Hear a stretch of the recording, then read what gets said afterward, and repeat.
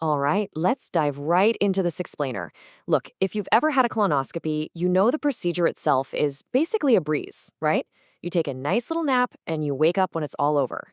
It's the prep that feels like this daunting mountain to climb.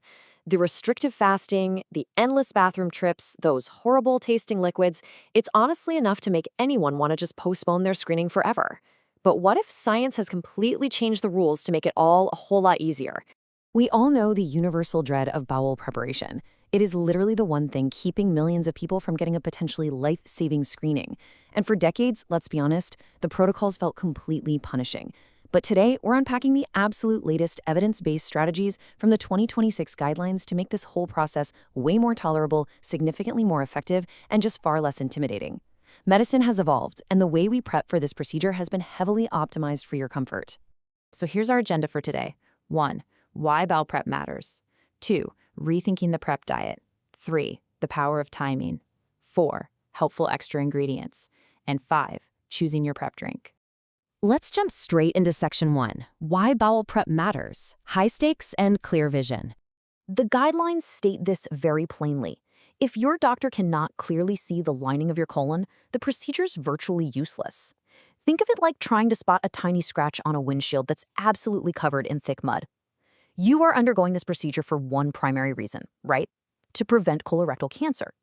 And to do that, your doctor needs optimal visualization to find and remove these tiny adenomas, which are basically small polyps that can slowly grow into cancer over time before they ever become dangerous. Your temporary discomfort during prep directly translates to your doctor's ability to potentially save your life. Our roadmap today comes directly from the comprehensive 2026 Korean Clinical Practice Guidelines for Bowel Preparation. And these guidelines are incredibly rigorous. They integrate the absolute latest domestic and international scientific literature to give us standardized, evidence-based recommendations. They essentially took all the global research on what works, what doesn't, and what patients can actually tolerate, and they synthesized the whole shebang into a master protocol. It's totally designed to minimize missed lesions while maximizing your safety and comfort. Okay, section 2, rethinking the prep diet. You don't have to starve. Now, this is some truly fantastic news. Science now strongly recommends a one-day low-residue diet. In the past, you might have been told to endure a grueling 3-day clear liquid fast, basically leaving you exhausted and ravenous. But recent randomized controlled trials involving thousands of participants have proven that a one-day low-residue diet gives you the exact same cleansing efficacy as that agonizing 3-day fast. So what exactly is a low-residue diet? Well, it simply means eating easily digestible foods that leave very little material behind in your digestive tract. We're talking things like eggs, white rice, tofu, or plain chicken, just for the day before your procedure. By switching to this modern approach, you drastically reduce hunger, nausea, and headaches. You get the squeaky clean bowel without the prolonged misery. And to help you stick to this modern diet and your drinking schedule, the guidelines strongly recommend hospitals use enhanced digital education tools. Because the research shows that traditional, complex printed instructions have a surprisingly low adherence rate, sometimes sitting around 30 to 40% in real-world practice. People just get confused by the timing or the dietary rules. But studies show that when hospitals utilize smartphone apps, visual materials, or text message alerts, it significantly improves patient adherence.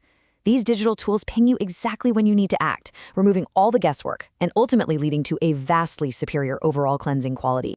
Moving right along to section 3, the power of timing. When you drink matters. Let's look at the highly recommended split dose method. The data is overwhelmingly strong here. Taking half your prep the day before and half the day of the procedure significantly improves the detection of precancerous lesions, especially compared to just chugging it all the night before. But here's the catch. The timing requires hitting a very specific Goldilocks zone.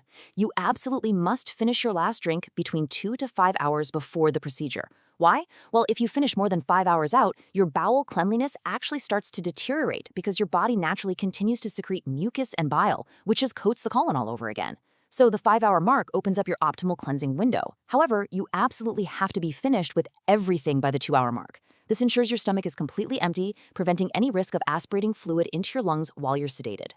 Now, if you are lucky enough to score an afternoon appointment, you have an amazing alternative: same-day preparation. Instead of splitting it up, you can just drink all of your prep solution the morning of the procedure. The clinical evidence shows this achieves comparable cleansing quality to the split dose method, but it offers a massive quality of life upgrade.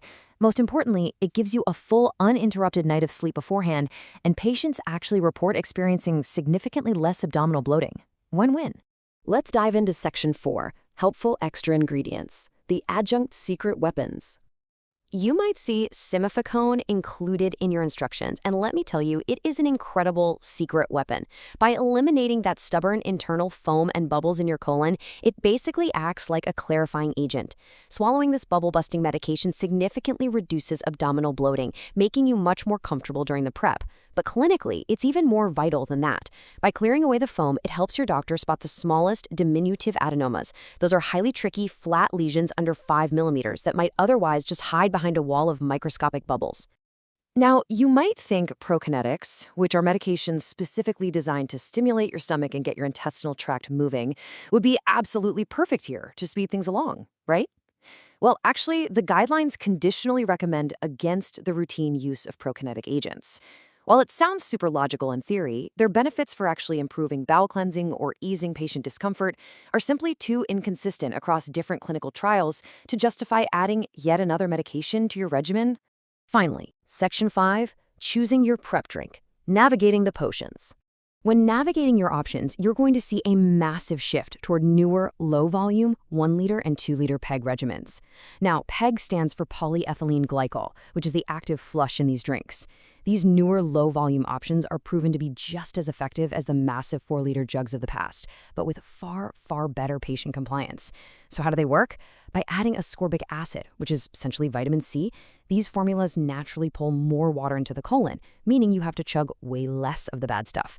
There are also entirely non-PEG agents out there, like oral sulfate solutions, that serve as excellent, highly individualized alternatives that sometimes offer even superior cleansing.